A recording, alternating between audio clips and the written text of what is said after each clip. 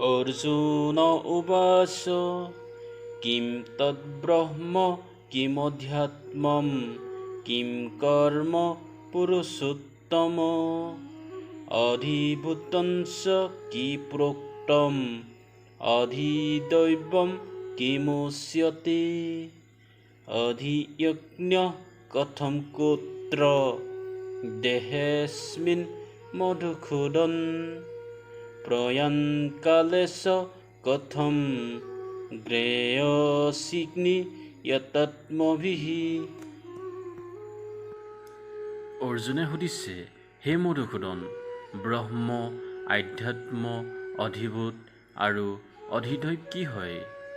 আৰু এই অধিয়জ্ঞ কোন হয়? সি এই শৰীৰত কেনেকৈ থাকে?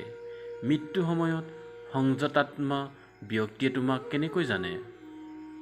শ্ৰী ভগৱান উবাচ অক্ষৰম ব্ৰহ্ম পৰমম স্বভাৱোধ্যাত্মমুচ্যতে ভূতভৱোদ্ভৱকৰো বিসৰ্গঃ কৰ্মসংজ্ঞিতঃ।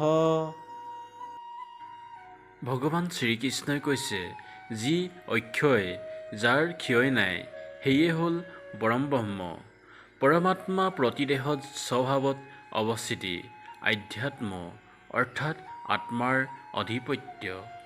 ইয়াৰ আগত সকলো মায়াৰ আধিপত্যত থাকে, কিন্তু যেতিয়া স্বভাৱে অৰ্থাৎ স্বৰূপত মিলি যায়, তেতিয়াই আত্মাৰ আধিপত্যত মিলি যায়। এয়াই হ'ল আধ্যাত্ম। প্ৰাণীবোৰৰ মনত যেতিয়া ভাল বেয়া ভাৱ সংৰচনা কৰে আৰু সেইবোৰ নোহোৱা কৰাটোৱেই হ'ল কৰ্মৰ পৰাকাষ্ঠ। এয়াই হ'ল সম্পূৰ্ণ কৰ্ম। কৰ্মৰ অৰ্থ হ'ল আৰাধনা, যি যজ্ঞত থাকে।